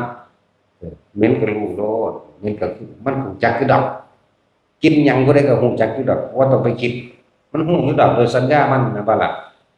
โดยความจำแห่งกลิ่นมันเอาดอกมะลิจังซี่ก็ฮู้โดดเด้ล่ะว่าหาแต่ว่าดอกมะลิก็ได้ก็รู้ในความสัญญามันนั่นแหละอะไรเป็นสัญญาแห่งความรู้สึกสัญญาเวทนาอยู่ในหันแหละแล้วก็รู้สึกว่าเป็นดอกมะลิเป็นดอกจำปาเป็นดอกดินเป็นดอกมุนทาโลกบางทีมันก็หูเป็นดอกนั่นดอกนี้มันก็หูแต่ว่ามันบ่ได้สนใจว่าสิเป็นจังตอว่าไผเอามาหรือกินไผหรือผีหรือเปรตหรือหยังแล้วแต่มีแต่สักแต่ว่าซื่อๆหรือว่าเพียงแค่ได้กลิ่นบ่ต่อเด้ตอนนั้นมันบ่เว้าหรอกมันมาเว้าปานนี้ซื่อๆเข้าใจบ่นี่ตอนที่มันเป็นจริงๆมันก็ฮู้ผลขึ้นมาซื่อๆแต่ว่ามันบ่เว้ามันบ่คิดน่ะนะตอนนี้เฮาเว้าก็เลยว่ามันบ่เว้ามันบ่คิดตอนก็ดีแล้วก็ทำพระตาย4มื้อนั้นแล้วมีเบิดนี่แล้วทำไว้ทำวัดทำอันศาลาเฮานี่แหละนั่งอยู่ก็ประมาณนั้นน่ะหมู่มันหลายลงมาแต่ตั้งฝาผนังพุ่นเด้อบักใหญ่ส่ำเสาพุ่นเด้อมาแล้วงัวใส่เฮาแบบอ้าปากขึ้นใส่อยู่น้ำลายมันก็ฟ่งใส่เฮาอีเด้ก็รู้สึกได้อยู่เด้ว่าน้ำลายฟ่งแต่บ่คิดต่อซื่อๆว้ายก็ลองเบิ่งแม่คิดเป็นบ้ามันครับมันคือสิมันสวบหัวเฮานี่มันปากใหญ่ก็ดอกนะแดงยิ่งขึ้นตะขี้เดียดคือหยังนี่อันมาเว้าเดี๋ยวนี้ซื่อๆเด้แต่ว่าตอนนั้นมันบ่คิดนั่นแหละโดนเติบอยู่เด้รึบขึ้นไปใหม่บัดนี้พุ่นมาทางหน้าถ้ำบัดนี้บักใหญ่บ่ใหญ่คักสำขาบัดนี้วะมามาฮอดยกข้อพะโวใส่เป็นจงอางบัดนี่ตอนนั้นมันลงมาใหญ่เป็นงูเหลือมตอนมันเข้ามาทางหน้าถ้ำเป็นงูจงอางเป็นงูสีดำก็มีสีเทาก็มีสารพัดมาฮอดมันเกี่ยวโลดเอาว่ามันเกี่ยวตัวคนเด้เกี่ยวอ้อมข้างเฮานี่นะเพราะว่าสู้ขิงได้อยู่นั่นก็เฉยๆนี่จังซั่นแต่ว่าอันนั้นสิสงสัยว่ามันเป็นงูน้อยๆธรรมดาตัวโปรตีนนี่นะมันงูจริงหรืองูปลอมเนาะบาดนี้เนาะคิดเด้บาดนี้ห้วยงูหยังก็สร้างแม่มันตัวเกิดมาตายแม่งตายแล้วได้ก็ตายก็ตายแล้วนี่ก็ตายก็มันก็เลยว่างเลยจักว่านี่แหละจังบอกว่ามรณะมันสุติใกล้เคียงกันกับความปล่อยวางจังว่ามันมึงบ่ตายมื้อนี้มึงก็ตายมื้ออื่นตัวมันสอนเจ้าของทุกคนเบิ่งมันกัดรถเป็นหยังว่าแล้วซ้ำโปรตีนนั่นแหละงูเห่าบาดนี้ก็ฮู้ได้ว่างูเห่านั่นน่ะมึงบ่ตายมื้อนี้มึงก็ตายมื้ออื่นตัวมึงบ่ตายปีนี้มึงก็ตายปีหน้ายังไดมึงก็ตายอยู่แล้วมึงสิไปย่างหาแม่มึงก็ว่าให้เจ้าของเด้แล้วมันยังมีอยู่น่ะบูบาๆแต่จริงๆมันบ่มีอยู่หมายถึงความอยากเฮาน่ะมันนั่งคิดไปซื่อๆโดยสัญญาของมันซื่อๆมันคิดไปมันคนมีอันตรายต้องปกป้องคนอื่นเป็นธรรมดาเวลาเฮาเมินลงนี่บ่มีอิหยังกว่าเฮาขวาเด้เนาะ ข้างหน้าไปตามเดินตามพระล้านหินหรือพระล้านที่มันเป็นดินแต่เมินมากนี่เดินขึ้นเศร้าหาแนวซอยตัวเองได้มันก็เหมือนกันเป็นในลักษณะว่าจริงๆมันบริยานตายก็สัญญามันว่าก็รู้นี่เด้เพราะความคิดต่างหากรู้ต่างหากฟังดีๆเด้อความคิดต่างหากรู้ต่างหากเด้สัญญามันเข้าว่ามึงสิย่านตายไปเฮ็ดหยังมึงบ่ตายวันนี้มึงก็ตายมื้ออื่นความคิดมันคิดไปต่างหากเด้อแต่ผู้รู้ก็รู้ต่างหากเด้รู้ว่ามันคิดว่าแบบนี้ซื่อๆเด้แล้วพ่อก็บ่เฮ็ดหยังก็เป่าฟ้อๆอยู่หั่นบ่เฮ็ดตามหมกอยู่นี่แหล้วเขาได้ก็หมอบหนีไปล่ะและผีจริงหรือบ่จริงหรืองูจริงหรืองูปลอมก็สร้างแม่มันดอกแล้วไปทำพระคือเป็นนักเรียนทำพระมันเป็นพากันเป็นบ้าว่ามันมีเหล็กไหลหรือพากันไปเอาผีขาตายที่เนาะตายชีเดินบางสั้นแล้วไปหาบังคับเอาถ้าคิดสิไปเอามันก็เป็นอาบัติตัวแห้งเลยความบริสุทธิ์ในจิตตัวนี้อยากว่าล่ะสมบัติที่ผีรักษาไว้หวงแหนเอาไว้โดยที่ผีหรือผู้เจ้าที่เจ้าท่านเขาบ่ได้ให้มาไปบังคับเอาอะไรคิดก็นั่นแหละเราเป็นอะไรคิดเราเข้าใจว่าล่ะอันนี้มันจากคำถามพวกยุอันดอนไหลเขาถามคือยังเขาถามหนึ่งมาสุกต่อไหนบาทนึงบางพวกกระเทียบว่าเท่ากับท่อง1 บาทมั่งบางพวกกระเทียบว่าเท่ากับเมล็ดข้าวสารเท่านั้นเท่านี้เมล็ดงาเท่านั้นเท่านี้มันโอ้ยบ่ต้องเอาพูดแบบว่าเห็นน้ำพ่อแม่พูดจาหลงอยู่บ่เยี่ยมบัวบ่เยี่ยมมันเฮาบ่เพิ่นว่าบาทนึงกับบาทนึงมันเพิ่นก็แล้วเบิ่งในบุพภาวนาสิกขานั่นแหละวันนั้นก็ถามสมบัติที่พี่รักษาไว้เฮาไปบังคับเป็นบ่เป็นจะว่าล่ะนั่นทั้งป้นขาเอาเรื่องต้นน่ะมันเป็นฮอด2ตัวนั่นแม่นบ่ล่ะถือว่าป้นถือว่าขาเอาเลยก็ว่าได้นะคือว่าถ้าเขาถวายเดเป็นหรือบอกว่าเป็นนั่นคือเขายินดีนั่นแหละสมบัติที่มุ่งรักษาไว้สมบัติที่รักษาไว้เป็นบังคับผมเองเอาเป็นบ่เป็นบ่เป็นก็มึงก็บวชมาเอาอันนี้บ่ล่ะมึงบวชมาเอาอันนี้ดิแหละบางทีมีเงินตกอยู่ใต้เดินวัดหรือมุ่งใดมุ่งหนึ่งจิตใจมันโลภจะไงเอาตีนไปเหยียบไว้จะว่านี่เอาตีนไปเหยียบไว้ถ้าว่าคนนี้แล้วทั้งทำทานนางยองเศร้าออกคนนี้เดี๋ยวอ่านในประวัติหลวงปู่ชาคือว่าเป็นตอนฉีดนึงหากมีคนมาท่วงถามจบเลยดิแน่โอ้ขนาดนั้นนะแล้วโอ้ยสู้ก็ต้องไปอยากได้ยังกับสู้อ่ะถิ่มมาไปแห้งแล้วนี่ก็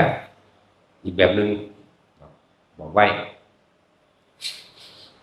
สิภาษายังก็ไปบีบบังคับเอาเนาะใส่คุ้มเหงเอาก็ป้นค่าๆแล้วนั่นนึกว่าสัตว์แล้วบางพวกมันกำลังจิตมันเจงกว่า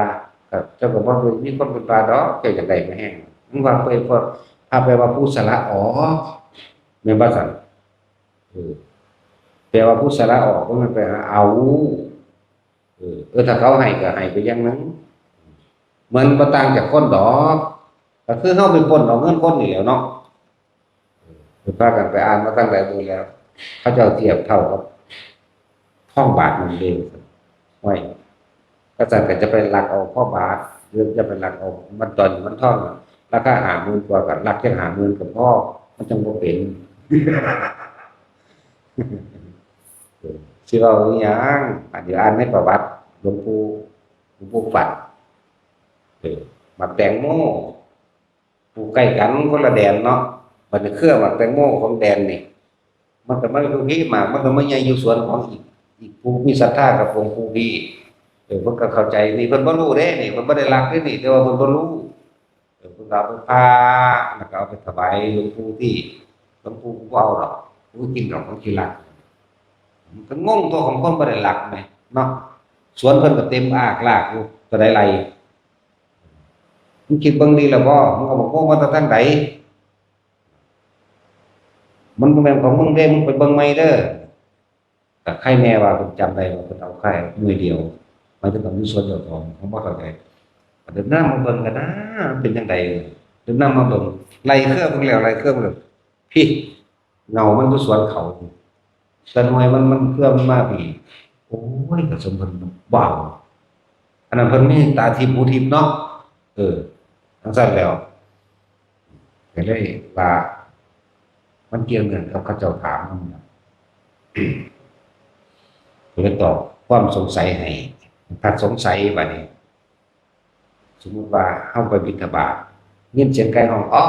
อ้อคุณนี่อาจจะว่าเป็นไก่ตัวนั้นกับซ้างหรือสิเป็นกับตามเวลาเขามาจังหันปุ๊บแต่เขาสงสัยเนี่ยห้ามรับเด้เวลา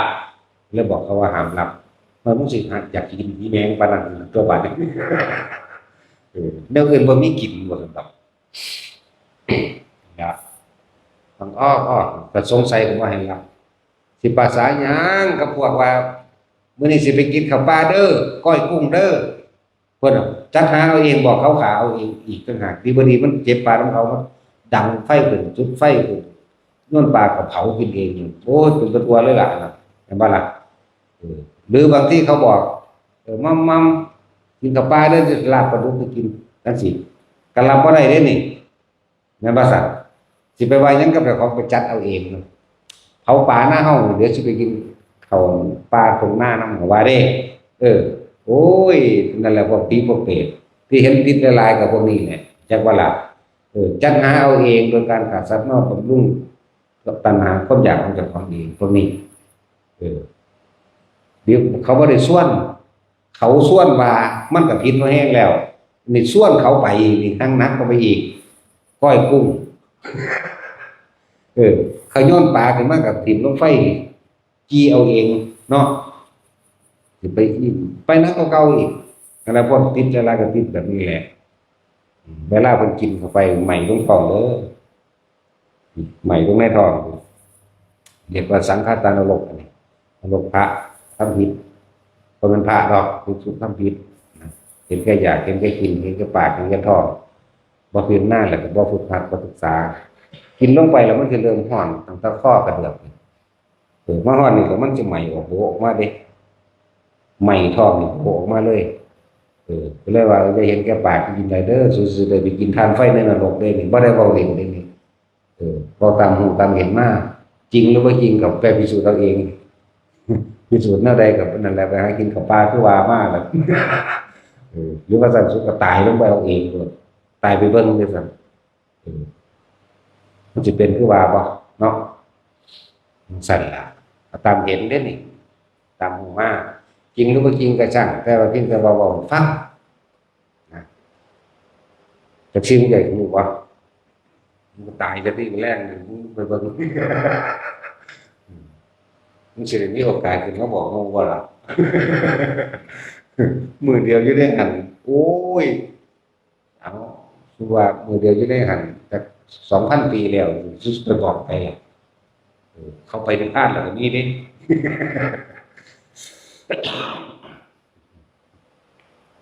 ตั้งแต่แล้วพูดถึงว่าที่เห็นมากับว่าที่เห็นมาจริงๆแต่ว่าจริงๆหรือไม่จริงก็ไปพิสูจน์ตัวเองเด้ออันนั้นแบบนี้เกี่ยวเนื่องกันมันเลื่อยๆไปจังซี่สับๆตรงนี้ถึงว่าเราไปเห็นมามันเลื่อยมาเรื่อยเห็นว่าสิเว้าแค่ว่าบ่ให้ไปหลงไหลกับมันจริงๆบ่ได้หลงไหลดอกก็เว้า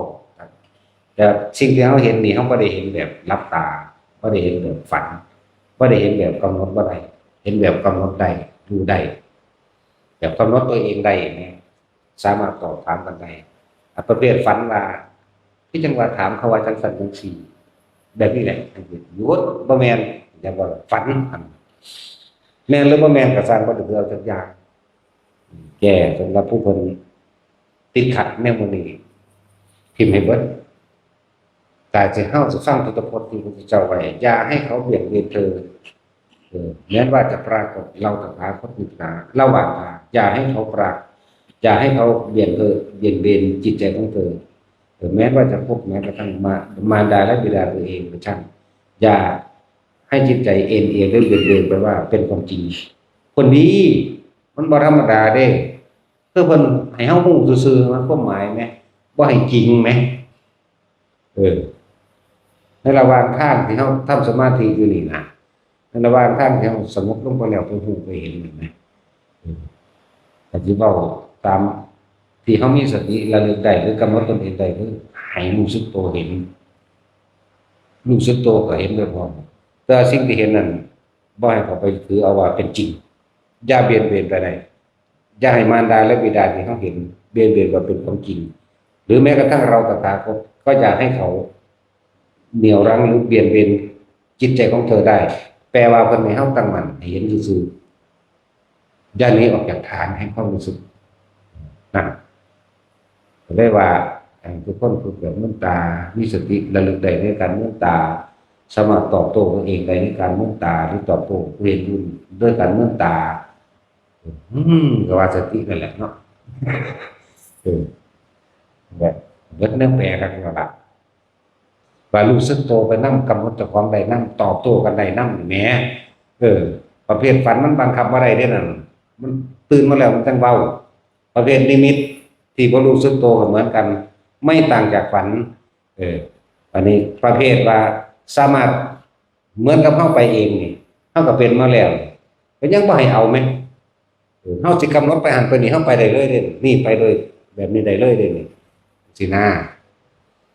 บัดนี้อันนี้เข้าบ่ได้ว่าแล้วของเข้าบ่ได้สนใจแล้วว่าสิไปแบบนั้นเข้าแบบนี้เลยเนี่ยแบบรู้สึกตัวเดี๋ยวนี้เลยนี่บ่ได้หลับบ่ได้ฝันบ่ได้อีหยังแต่เห็นเป็นปกติก็สินานๆที่นำมาเว้าซื่อๆเพื่อให้เป็นกติตัวอย่างไว้ซื่อๆว่ามันก็แค่นั้นแหละเหมือนกับเฮาเห็นกันคนเฮาเห็นกันเดี๋ยวนี้บ่นานก็ตายจากกันนะถ้าไปจริงคิดฮอดคิดถึงเวลาเราตายจิตสุดท้ายมันก็ไปหาผู้นั้นแหละจิตมีที่ตั้งคือคิดถึงเขานั่นแหละแต่อารมณ์สิพัดไปสู่ภพอย่างหนึ่งนี้นั่นแหละแต่สิ่งนี้น่ะเป็นเหตุเป็นปัจจัยให้มีความเกิดขึ้นบ่ล่ะอิมัสสมิสติอยู่ตรงนั้นก็คือว่าเพราะสิ่งนี้มีสิ่งนี้จึงมีเพราะสิ่งนี้เสียขึ้นสิ่งนี้จึงเกิดตามถ้าสิ่งนี้ไม่มีสิ่งนี้ก็เกิดขึ้นไม่ได้เพราะสิ่งนี้ดับไปสิ่งนี้จึงดับไปจิตอย่าบ่ล่ะความคิดตั้งมั่นในความรู้สึกตัวเท่านั้นแหละจังว่าหมู่ย้ายทั้งหลายย้ายแม่ผู้บาแหลมอยู่ในหูดังน่ะจะไปใส่แค่ว่าล่ะหูยินสัมบ่พูดนี่หูยินบ่พยักหน้าแม่ผู้บาแหลมนั่นน่ะเจ้าเฮ็ดสวนเจ้าก็เฮ็ดไปแต่ว่าเจ้าจะออกจากลมหายใจเจ้าของเองตายคาลมโลกเด้อจะเฮ็ดไปแต่พอหูยินสิสั่งหูทิพย์มาให้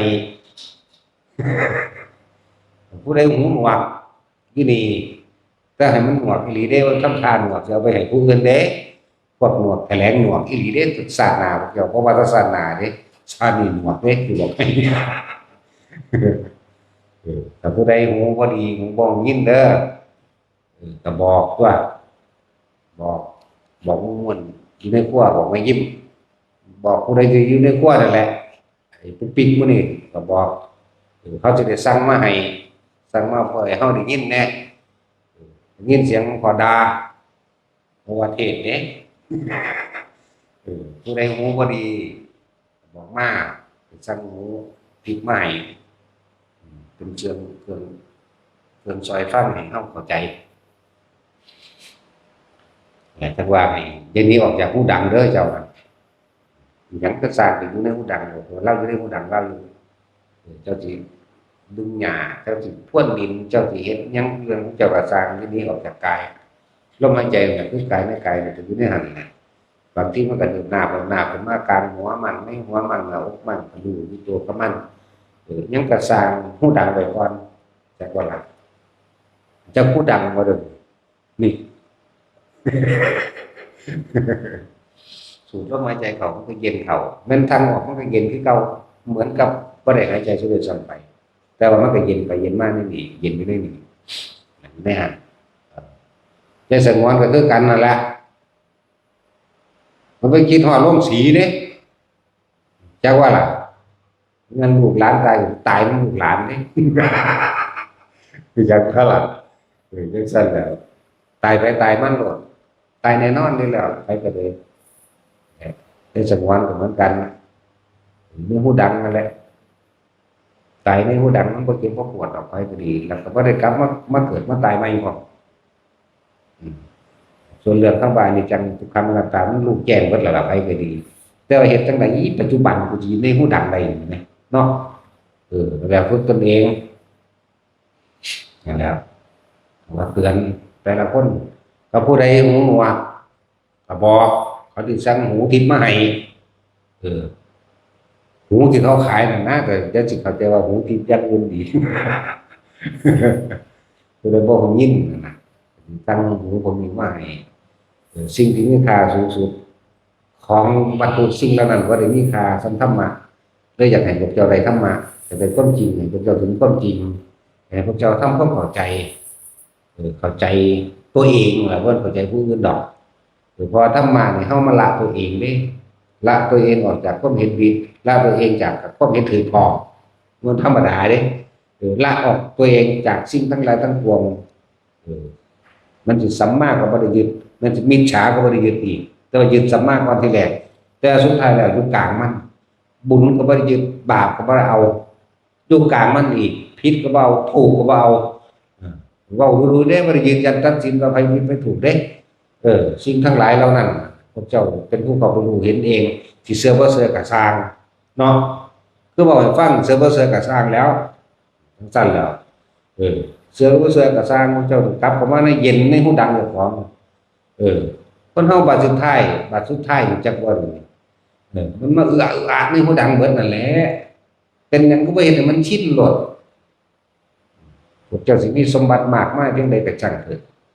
สื่อความตายบ่ได้หรอกสื่อความป่วยก็บ่ได้สื่อความแก่ก็บ่ได้สื่อความเกิดก็บ่ได้นะว่าแบบเกิดแก่เก็บตายมันเป็นเรื่องธรรมดาอยู่แล้วเอาเปรียบเทียบคนมีชีวิตที่สุขสมหวังมาตลอดชีวิตก็สร้างลูกหลานก็ถึงใจได้เป็นเจ้าเป็นนายเบิดกิจการเงินการงานก็เข้าใจว่ามันคงถาวรเบิดหลานเหลนเกิดมากก็เป็นตาหักเบิดบัดเจ้าสิตายมากก็บ่มีไผซอยเจ้าได้ดอกนั่นว่าซั่นจับแข้งจับขาเป็นได้แม่เท่านั้นแหละพอเจ้าสิห่วงไผเพียงใดก็จังเจ้าก็บ่อาจสามารถจะไปแก้ไขสิ่งที่เจ้าห่วงได้นั่นแหละสิ่งเจ้าห่วงได้นั่นแหละจึงบอกว่าสุดท้ายแล้วเฮาก็ต้องพึ่งลมหายใจตนเองสำหรับคนที่ฟังความจริงธรรมะแล้วนิ่งอยู่ในลมหายใจเลยบ่ต้องไปสนใจหยังดอกนี่พูดถึงว่าคนที่มีความสุขสมหวังสมปรารถนามาตลอดก็สร้างแต่พระนิพพานพวกเจ้าปรารถนาเอาโดยการคิดเอาโดยปากโดยใจบ่ได้เด้พวกเจ้าต้องกระทำเอาความรู้สึกในนี่นั่นนึงเด้เดี๋ยวว่าล่ะบ่ได้แม่นเด้ว่าเจ้าสิปรารถนากูมาเกิดขึ้นไปนิพพานถ้าเดี๋ยวมึงเบิ่งอีหานั่นกระซังมึงเบิ่งดูมึงว่าที่กูบ่เนาะบ่คือกันมันดูมันเอานั่นมันดูมันสั่งสินี่จากกันก็บอกผู้เก่ามาหาที่นั่นจะไปคบมันได้บอกถูกคนเก่งแม่แต่ว่าบ่เคยบอกพื้นเจ้าของเนาะบ่เคยน้อมเขามาเบิ่งเจ้าของเด้นั่นแล้วมันสั่นแล้วปาขึ้นกูบ่มาเกิดแล้วกูไปนิพพานว่าเด้หัวตะพานที่เป็นที่มันจะไปเอาหัวส้นสะพานที่เนาะแล้วยังกระซางเกิดยังขึ้นกระซางจดจำไว้เลยว่าเขาจะกลับมาลมหายใจก่อนเป็นเบื้องต้นเศร้าคือบอกเรื่องนั้นคือวินตกไฟไหม้คนตายเบิดยังคนเดียวอำนาจแห่งชาติของเขาเนี่ยรักษาตัวเองนั่นแล้วคนผู้นี้จะต้องไปบรรลุอันใดอันหนึ่งสักวันจะตายแต่ก็ล่ะถ้าเป็นอย่างสิ่งโสดาหรือสกิทาคาก็แล้วแต่ต้องบรรลุอันใดอันหนึ่งจังตายมันบ่ถึงตายแต่ว่าเพียงแต่รับกรรมในมุมซื่อๆถือว่าเป็นตกตุ่มไฟใหม่ตายเบิดนะว่ายังผู้เดียวนั่นว่าพวกนี้ไปแจมในกรรมของน้ำกันซื่อๆเด้แต่ว่าแต่ว่าบ่เจตนาเนี่ยก็สมรู้ร่วมคิดเต็มๆกับบ่แม่นสมแต่เราเรื่องกรรมเด้เรื่องการกระทำของเขามาด้วยกันสมรู้ร่วมคิดบ่แม่นนี่ตาดีแล้วสูซ้ำนี่นึงเด้แต่ว่า ทั้งสั้นแล้วคือว่าเขาไปเผาหั่งตอเนาะเขาเผาหั่งตอเป็นยังสูเป็นยังสูเผาตอตัวดีแล้วกูกินน้ำในเด้อซ้ำในหนึ่งดิเปรียบเทียบจากว่าล่ะนั่นแหละที่ห้องเบิ้งนั่นเครื่องบินอินเดียว่ะนั่นแหละคนนั้นเป็นคนสองสัญชาติในอินเดียกับอังกฤษเนาะแล้วบัดนี้เขาเบิ่งประวัติคนแล้วมักปฏิบัติธรรมอะไรเนี่ยโอ้ขนาดคนใหม่ดำเบิดไหมแล้วไปทั้งยางประโยชน์สูงนั่นแหละเรียกว่าเจ็บขานิดหน่อยช่วงนั้นเครื่องมันร่วนครึ่งนั่นคนอื่นในห้องวุกวิกโวยวายเด้แต่ว่ามันสงบนิ่งสูดลมหายใจเห็นบ่ล่ะสั้นแล้วคือแต่ต้มรอดผู้เดียวผมแห่งชาติหรือว่าบุญตัวนี้ไปรักษาไว้ให้ตัวสำเร็จมรรคผลอะไรนึงเป็นโสดาบันหรือสกิทาคามีก็แล้วแต่แต่ว่าเฮาต้องตายก็ตายแบบนั้นเดี๋ยวว่าล่ะสั้นแหละแต่ว่าพวกเฮาตายเลยมันต้องทำให้อีกบ่ได้ว่าบ่ได้เป็นหยังเด่นนี่ก็ให้ตายลงในลมหายใจเด้อตายในลมหายใจมันบ้างไปเบิดดอกนะงั้นเฮาเครื่องเล่นดอกอันที่เว้าให้ฟังเป็นเครื่องเล่นเครื่องอยู่สนุกสนานเพลินไปซื่อๆเฮาอยู่ผู้เดียวบ่ได้เหงาเด้อบ่เหงาก็แล้วกันนั่นอยู่ผู้เดียวถ้าหมู่ผู้นั้นผู้นี้ไปหาหรือพระนั่นนี่จังไปหานั่นบ่อยากให้ไปหามันได้ดอกไปภาวนาคักๆโลดเพราะว่าเฮาบ่ได้เหงาตอบปัญหาพวกอื่นดีกว่าอีกมันละเอียดดีปัญหาพวกนี้แค่จุกๆจิกๆธรรมดาฝึกไปเกิดยังก็สร้างแต่อยู่กับลมหายใจได้อันนั้นแหละที่สุดแห่งทุกข์ก็ได้อันนั้นแหละที่สุดแห่งโลกก็ดีที่สุดแห่งโลกก็ได้อาจสามารถไปโดยยานอวกาศด้วยยานอวกาศต่างๆว่าอาจสามารถไปที่สุดแห่งโลกคือที่สุดแห่งความหมดความปรารถนาเองเหตุใดมันสิไปถึงใดลมหายใจนี่แหละเวลาสิตายผู้ใดกับเขาลมหายใจเบิดนี่แหละเห็นบ่ล่ะสั้นแหละจังหวะแต่ละคนก็บอกครับว่านี่แหละก็สิบอกวันได้อีกเนาะบอกรู้แล้วสิสูญสักคนอีกทำสบาย